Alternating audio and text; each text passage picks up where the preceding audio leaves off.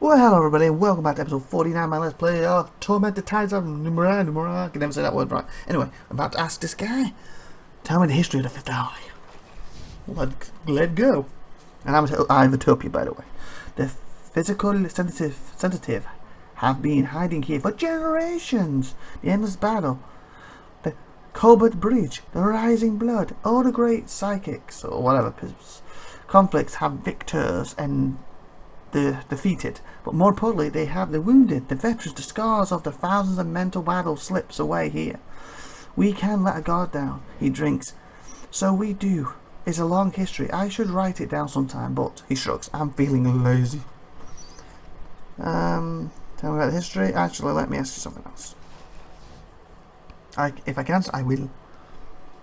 Can you tell me about yourself? I'd like to know more about the fifth eye.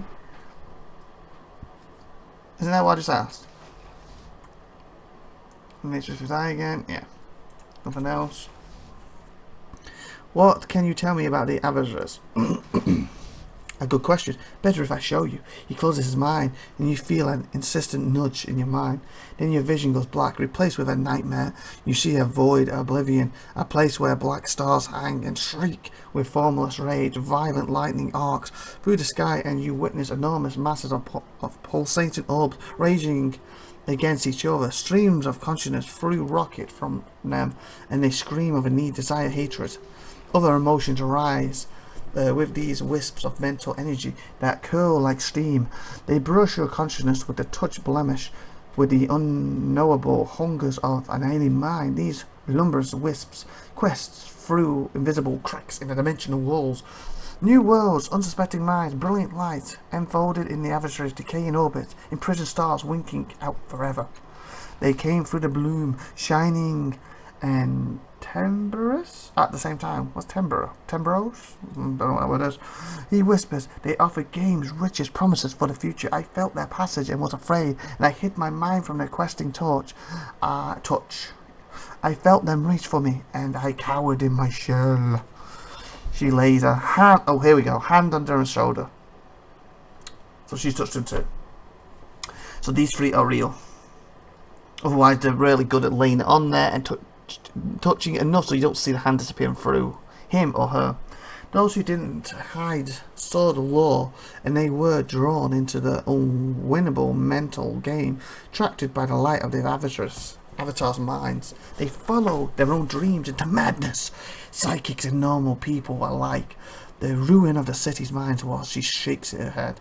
You were wise enough to see beyond the law and into the danger. You couldn't stand against them yourself, and so you hid. We all did. Not at all, he growls. Actually that was her voice. I should have done that robot thing. You all did, you all hid, you were wise, you know.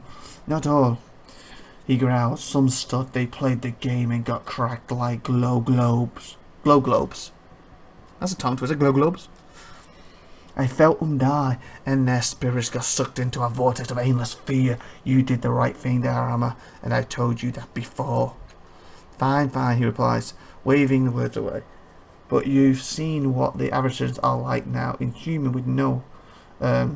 basically can't talk with each other. No navigation.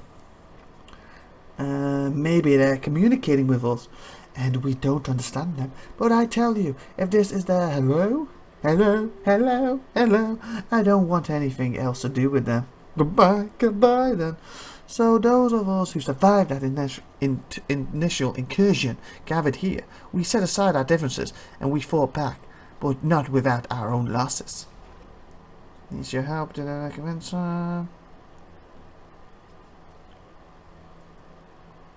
convince you to join her. Finds it you. Again. Know about the fifth eye again. What are the adversaries? How do you fight the adversaries now? Are you thinking you might use the labyrinth to trap it? Don't do it.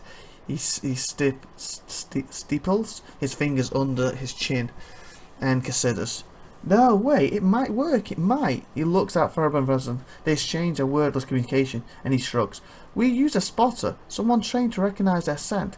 He'll give them the briefest engagement, engagement enough to whet their appetite. Wheat their appetites. I would say that should have been wet. Their appetites, but it's got H. You don't have a H in wet. whet their appetites, and he'll bring them to a battlefield of our choosing. And it will tempt you with something, will tap into the parts of your mind you have forgotten, ignite a desire, it will offer bargains, tastes of power, and try to draw you towards its way of thinking. The key is to keep control of the imagery and the metaphors your mind conjures together. That's where I come in. He leans forward on the table, his gaunt face seeming even more drawn. I feed words and stories to your spotter. Help him build an internal story that seems to mirror what the adversary's told, and I lay a pathway towards our battlefield. He'll walk down that pathway, and the adversary would be extruding itself into our world right alongside him. His smile is hard and feral, and then we close off the exits and get the work cutting it to pieces. So, tell a story, resist the adversary's metaphors, build in the details of your hardened mental space, draw it in, and then use your familiarity with the place to destroy the... Wow, calm down, boy, calm the language. He swallows the rest of his drink. If you're going to try, and again, I can't emphasize enough that you should seek out help. But if you do it alone, gods, I can't believe I'm saying this. If you do it alone, be careful. Tell me more about the people here. He smiles a little wistful. Sure, but keep in mind, most of them can hear us. Who did you want to gossip about? The others burst out laughing. He gestures around the bar. They've all got their stories. Some of them aren't from this world. Some aren't even real. It summons another peal of laughter. He points his chin around the room. There's Vaman, Zaman, Latin, and Ferric. We own the place together. We fought in all manner of wars, battles, and conflicts. We've travelled for some worn Ispan helmets for others, or projected ourselves across the world, but the worst was adversaries. They were the true test for us all. They forged our friendship tighter than any other spirit. So who do we have left? Because I only took the other two people. Don't go touch the wrong ones. And Lennon. Okay, you are Diorama. Zebet was you. Ferbert's you. I think so. Leto and Furrock I need. Best part is we sacrificed our lives, our friends, and our sanity for a city they'll never know. They keep on with their daily lives and just assume the rash of madness is some effect of the Numenera. Gave up the best part of our minds and they don't even care. It doesn't matter to me what the rabble think, but it'll be nice to at least get some professional recognition.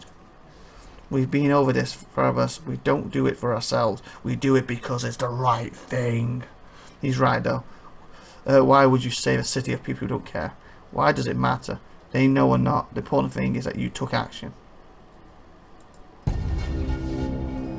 Sure, saving the lives of people who flinch when they see me coming. I love seeing mothers snatch their children from my path.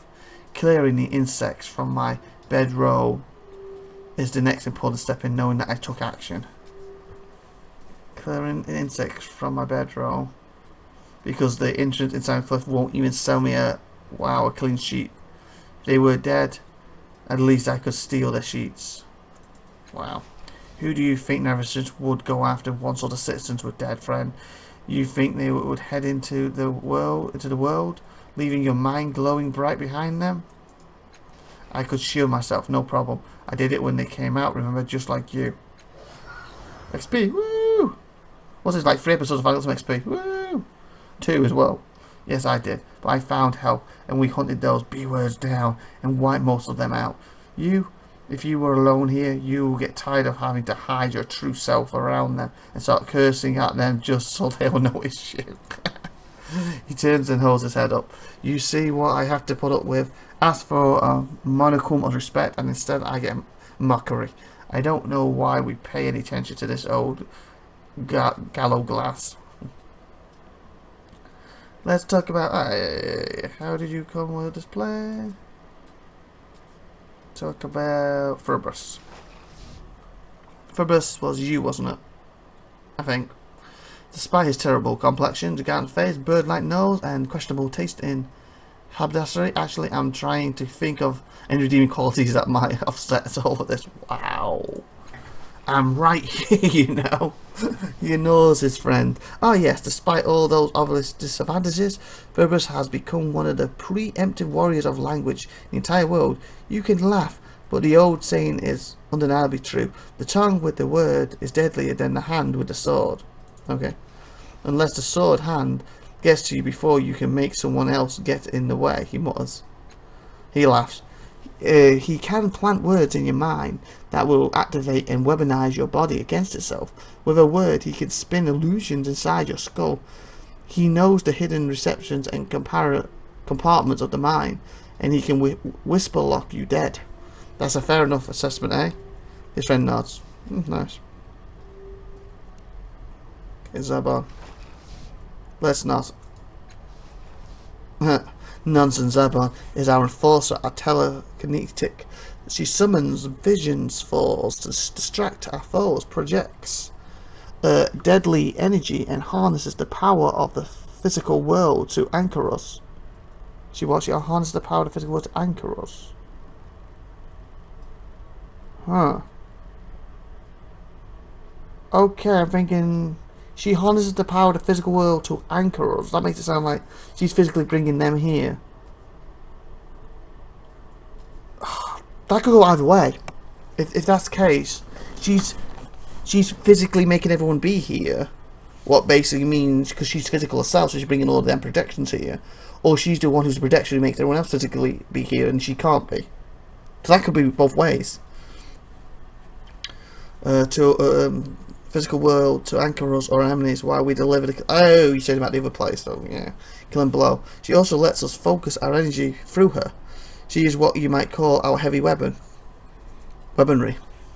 She makes the in-martial world much more tangible.